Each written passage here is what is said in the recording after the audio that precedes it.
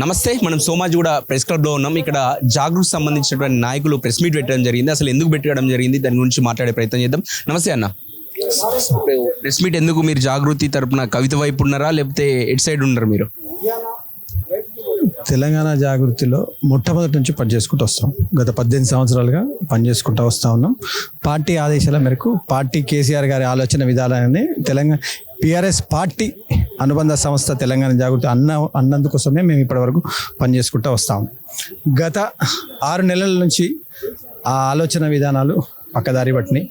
ఆలోచన విధానాలు వేరే విధంగా పోతున్నాయి. తెలంగాణ కోసం కాదు, తెలంగాణ వ్యతిరేకంగా పోతున్నాయి అనే ఆలోచన చేసిన దగ్గర నుంచి మేము ఎక్కడికక్కడ పనిచేయకుండా ఉన్నాం.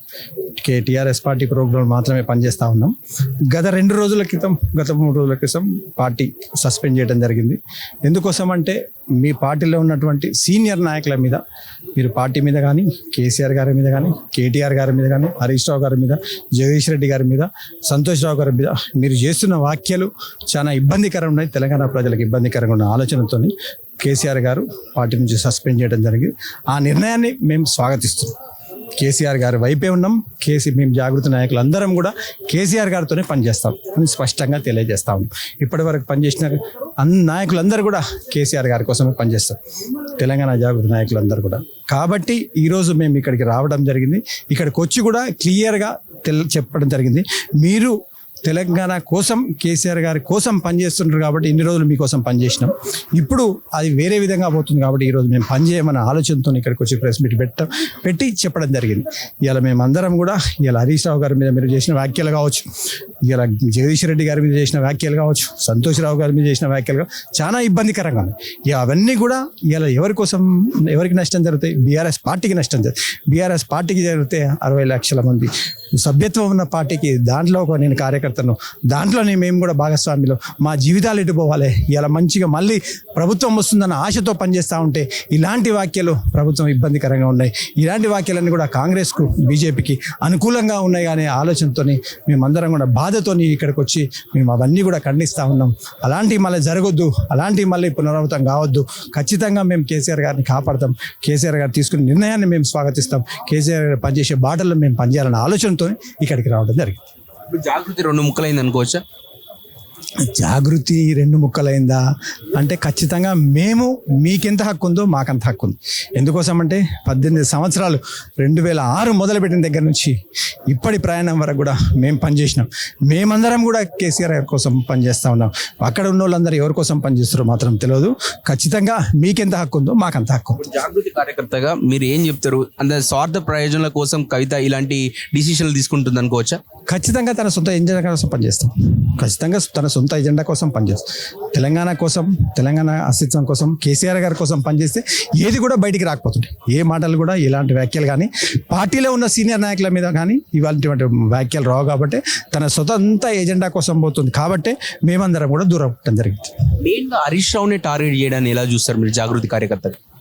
హరీష్ రావు గారిని టార్గెట్ చేయడం అనేది తను ఎందుకు చేస్తున్న విషయం తెలియదు. కానీ హరీష్ రావు గారి గురించి మాత్రం నేను చెప్పదలుచుకునేది అంటే, హరీష్ రావు గారు ఎవరు ఎప్పుడు ఇలాంటి టార్గెట్ చేసినా కూడా నేను కేసీఆర్ గారి సైనికుని, కేసీఆర్ గారు చెప్పిన ప్రతి పనిని తూచా తప్పకుండా పనిచేస్తాయి. ఇలా కాళేశ్వరం విషయం కావచ్చు, ఇలా కాళేశ్వరం సక్సెస్ అయింది, ఇలా కాళేశ్వరం గురించి కొట్లాడుతుంది. కాళేశ్వరం కన్నులూరు ఇలా కమిషన్ వేసినా కూడా మొన్న అసెంబ్లీలో మీరు చూడొచ్చు, హరీష్ రావు గారు ఒక్కడే ఉన్నాడు, అవతల 8 మంది మంత్రులను చీల్చి చెండాడి ఇలా కేసీఆర్ గారి కాపాడిండు.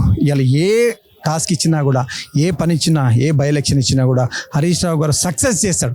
సక్సెస్ ఇప్పుడు ఎట్లా ఉంటుంది, ఇద్దరం కాంపిటేటర్ ఉన్నప్పుడు నువ్వు మంచి మార్కులు వస్తే నాకు కుళ్ళు ఉంటుంది కదా, అట్లనే ఉంటుంది తప్ప ఆయన ముందుకు పోతాడు. ఆయన ఏ పని చేసినా కూడా ఆయన సక్సెస్ చేస్తాడు. ఆయన ఒక క్రమశిక్షణ కలిగిన కార్యకర్త కాబట్టి ఆయన చేసే ప్రతి పని కూడా సక్సెస్ అవుతుంది. ఇలా తెలంగాణలో ఆయనకు ఉన్నటువంటి అభిమానం కావచ్చు, తెలంగాణలో ఉన్నటువంటి ఆయన పేరు కావచ్చు, ఇవన్నీ కూడా ఆయనకు ఖచ్చితంగా పార్టీ ఇచ్చింది కాబట్టి ఆయన సక్సెస్ఫుల్గా ముందుకు పోతుంది. కాబట్టి వీళ్ళకి ఎందుకోసం అవుతుందో అని మాకైతే తెలియని విషయం. అన్న, ఇప్పుడు కవిత సస్పెండ్ను ఎలా చూస్తారు మీరు? ఇప్పుడు గత 3 నెలలుగా కవితమ్మ యొక్క ఆచరణ చూస్తూ ఉంటే, ఆమె రాజకీయ కార్యక్రమాలు చూస్తూ ఉంటే, పార్టీ వ్యతిరేకమైనటువంటి ఏదైతే కార్యకలాపాలు ఉన్నాయో వాటి చూస్తూ ఉంటే నాకు అర్థమవుతుంది ఏంటంటే, ఆమె ఏదో తీవ్రమైనటువంటి ఒత్తిడికి లోనవుతున్నది. ఆమె ఎవరి బ్లాక్మెయిల్కు గురవుతుంది అనిపిస్తున్నది, ఎవరి ప్రలోభాలకు గురవుతుందో అనిపిస్తున్నది.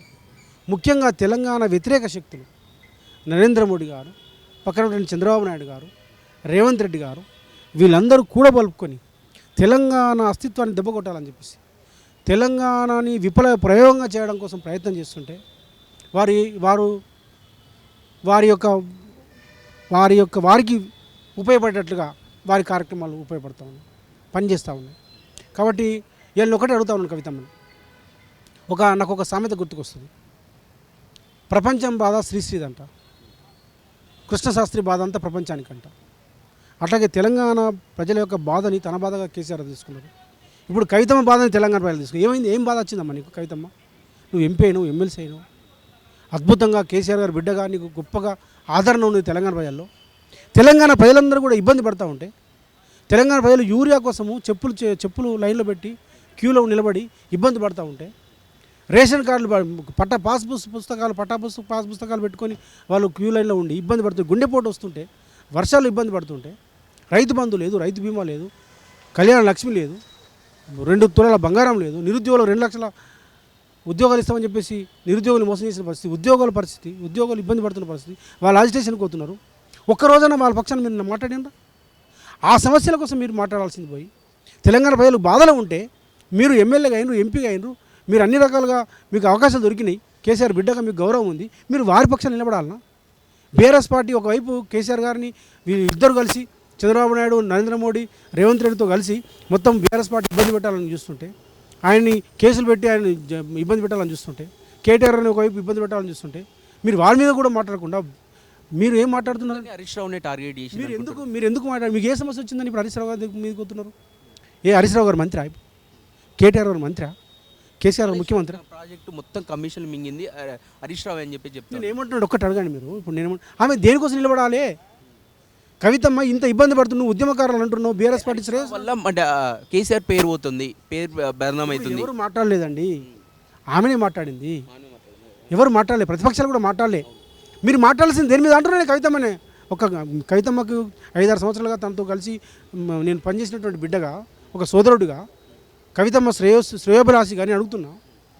మీరు ఎవరి పక్షం నిలబడాలా? మీరు ఇప్పుడు ఏ సమస్య వచ్చిందని వాళ్ళు కాళేశ్వరం ప్రాజెక్టు అద్భుతంగా 1 కోటి ఎకరాల మాగానిగా మార్చి ఇలా బీళ్లు పడినటువంటి నేలకు నీళ్లు తీసుకొచ్చి ఇలా బ్రహ్మాండంగా పంటలు పండించిన తర్వాత ఢిల్లీలో ఉన్నటువంటి పాలకులు కొనలేని పరిస్థితిలో పంట పండితే రైస్ వస్తే మీరు అట్లాంటి ప్రాజెక్టును వాళ్ళు అవినీతి ప్రాజెక్టు అంటే మీరు ఎండార్ చేయడం ఎంతవరకు న్యాయం?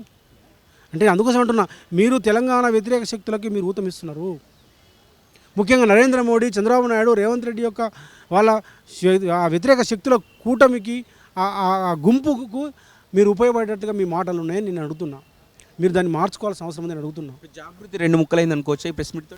ఇప్పుడు నేను ఏమంటున్నా అంటే, ఇవాళ జాగృతి కానీ అనేక సంస్థలు కానీ ఆ రోజు తెలంగాణ రాష్ట్రం కోసం కేసీఆర్ గారు నాయకత్వంలో బలపరచడం కోసం ఏర్పడ్డది. ఆ రోజు ఓయూజేఏసీ కూడా వారి ప్రోద్బలంతో ఏర్పడ్డది. ఆ రోజు నేను కూడా ఓయూజేఏసీ వ్యవస్థాపక అధ్యక్షుడిగా వారు ఇచ్చినటువంటి పోస్టే అది. కాబట్టి తెలంగాణలో అనేక సంస్థలు వచ్చినాయి, దాంట్లో జాగృతి ఒక సంస్థ. నేను ఏమంటున్నా అంటే, ఇవాళ కవితమ్మ ఒక ఎంపీగా, ఒక ఎమ్మెల్సీగా ఏమైనా సమస్యలు వస్తే పార్టీ అంతర్గతంగా మాట్లాడాల్సింది పోయి వారికి చెప్పాల్సింది పోయి మీకు యాక్సెస్ ఉన్నది, అట్లాంటిది వదిలేసి ఇవాళ మీరు లీకులు ఇచ్చి మీరు దయ్యాలని, కేటీఆర్ నాయకత్వాన్ని బలపరచనని, మళ్ళీ నిన్న కేటీఆర్ నాతో మాట్లాడలేడని, నాకు ఫోన్ చేస్తలేడని, నేను గజపట్టుకొని మాట్లాడుతున్నా అని చెప్పేసి అనడం అంటే ఇదంతా కూడా బీఆర్ఎస్ పార్టీని బలహీనపరచాలని చెప్పేసి, కేసీఆర్ గారి నాయకత్వాన్ని బలహీనపరచాలని చెప్పేసి ఇలా కేసీఆర్ గారి మీద సిబిఐ పంపించి ఇచ్చేస్తూ ఉంటే వారు ఏం మాట్లాడాలండి? ఇంకా వాళ్ళ కూతం ఇచ్చినట్లు కాదా? కాబట్టి నేను విజ్ఞప్తి చేస్తా ఉన్నాను కవితమ్మకి. ఇప్పటికైనా ఒకటే మాట చెప్తున్నాను, మీ రాజకీయ భవిష్యత్తుకైనా వారు మీ తండ్రి, కేసీఆర్ గారు మీకు తండ్రి. నాకు కూడా ఆడబిడ్డ ఉన్నది. తండ్రి ఆడబిడ్డను ఎంత ఇష్టపడతాడో నాకు ఒక తండ్రిగా నాకు తెలుసు. అందరికంటే ఎక్కువ తల్లిని, తన పుట్టిన బిడ్డని ఇష్టపడతాడు మగవాడు. అట్లా కేసీఆర్ గారు మీ మీద అమితమైనటువంటి ప్రేమ ఉన్నది. మీ రాజకీయ దూరం చేసిర్రు వీళ్ళు ఈ దయ్యాలన్నీ కలిసి ఆ ప్రేమను దూరం చేసి. తండ్రికి అట్లా ఉండదు, తప్పు అది. తండ్రి దూరం పెంచిర్రు నిజంగా. తండ్రికి అట్లా ఉండదు. దూరం పెరిగిందా? తండ్రికి బిడ్డలకి మధ్య వైరం పెంచేటోడు, దూరం పెంచేటోడు ఎవడు ఈ ప్రపంచంలో లేడు. అది సాధ్యం కాదు. అదే తండ్రి బిడ్డల సంబంధం, తల్లి బిడ్డల సంబంధం.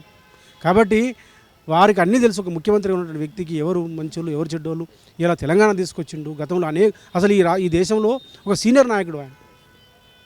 ఇలా ఈ దేశాన్ని పాలించగల శక్తి ఉన్నటువంటి నాయకుడు ఆయన.